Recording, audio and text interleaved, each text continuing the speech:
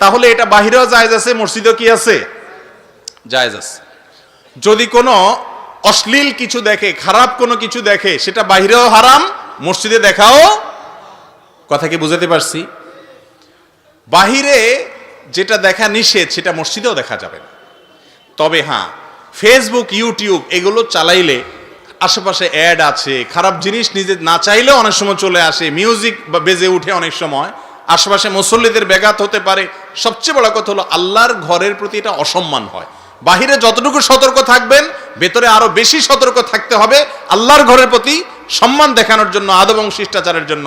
আর সেই কারণে মসজিদের মধ্যে এই সব জিনিস না চালানোটাই হলো তাকওয়ার দাবি। তবে যদি ভালো কিছু কেউ দেখে এবং তার দায়িত্বে দেখে, কোনো খারাপ কিছু আসবে না, সে জানে, তার নিউজ ফিডে কি আসে না আসে সে জানে, মুখস্থ সে। সাধারণত খারাপ জিনিস তার নিউজ ফিডে আসে যে খারাপ জিনিসে ক্লিক করে, যে খারাপ জিনিসে কখনো ক্লিক করে না তার কাছে এগুলাও আসে না, এটাই সিস্টেম।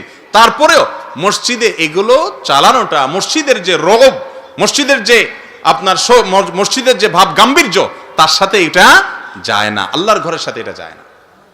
এই জন্য এটা না করাই হলো উচিত এবং কর্তব্য। তবে হ্যাঁ, কেউ যদি পিওর কোনো ভালো জিনিস দেখে তাহলে সে গুনাহ করছে এটা বলা যাবে না। অনেকে কোরআন তেলাওয়াত করে মোবাইলে, অনেক মুরব্বী আসে বুঝে না তো যে মোবাইলে কোরআন তেলাওয়াত করা যায়, আইসা দেয় ধমক, বেটা করস কি মোবাইল নিয়ে মসজিদে, বেচারা হয়তো কোরআন শরীফ পড়তেছে। এরকম হয় কি হয় না?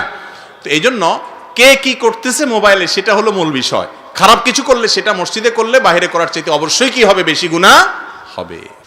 এরপরের প্রশ্ন হলো, মহিলাদের নেকাব পরা ও সতর ঢাকা এই বিষয়টি কি কোরআন শরীফে উল্লেখ আছে? থাকলে কোথায় আছে ও কতটুকু ঢাকার কথা বলা আছে দয়া করে জানাবেন। সূরা নূর আয়াত নম্বর 31। সূরা নূর একটা সূরার নাম, আয়াত নম্বর কত বলছি? 31। এই আয়াতে আল্লাহ রাব্বুল আলামিন বলেছেন, ওয়ালা ইউবদিনা যিনাতাহুন্না ইল্লা মা যাহারা মিনহা।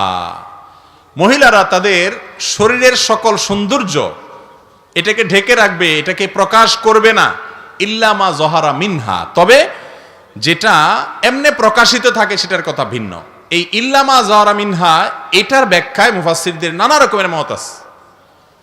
ইমাম ইবনে কাসির রাহিমাহুল্লাহ তার থেকে একটা মত বর্ণিত হয়েছে, আব্দুল্লাহ ইবনে মাসউদ রাদিয়াল্লাহু আনহু থেকে আরেকটা বর্ণিত হয়েছে, আরো অনেক মত আছে। এই মতগুলোর ভিতরে একটা মত হলো এই যে মা যাহারা মিনহার অর্থ হলো যে পর্দা করার পরেও যেটা প্রকাশ থাকে, লুকানো যায় না। যেমন বোরকা পরলে একজন উপরে শীতের কারণে একটা চাদর পরলো, তো এটা দেখা যেতে পারে, এটা প্রকাশ থাকে।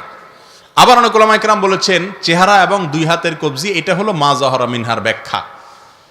তো এই ক্ষেত্রে কোনো আলেমেরই দ্বিমত নাই, যদি কোনো নারী তার শরীরের কোনো অংশ যেটা না খুললে নয়, চেহারা এবং দুই হাতের কবজির কথা বলা হচ্ছে, যারা এটাকে খোলাকে জায়েজ বলেন তারাও বলেন যদি ফিতনার আশঙ্কা থাকে তাহলে সেটা খোলা জায়েজ নাই।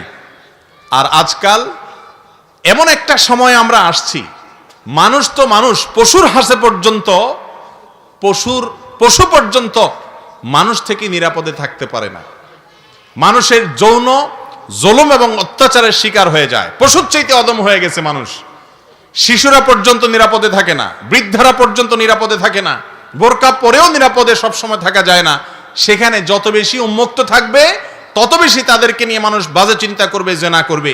মুসলিম নারী সম্ভ্রান্ত, তার মধ্যে আত্মসম্মান বোধ থাকবে যে আমাকে নিয়ে মানুষ বাজে চিন্তা করবে, এটা আমার সম্মানহানি, মনে মনে আমাকে জেনা করবে, এই সুযোগ কোন সম্ভ্রান্ত নারী, কোন মুসলিম নারী কখনো দিতে পারে না। এই জন্য এটা ঢেকে রাখাটাই হলো অধিকতর শ্রেয় এবং আপনার পর্দার সাথে সামঞ্জস্য।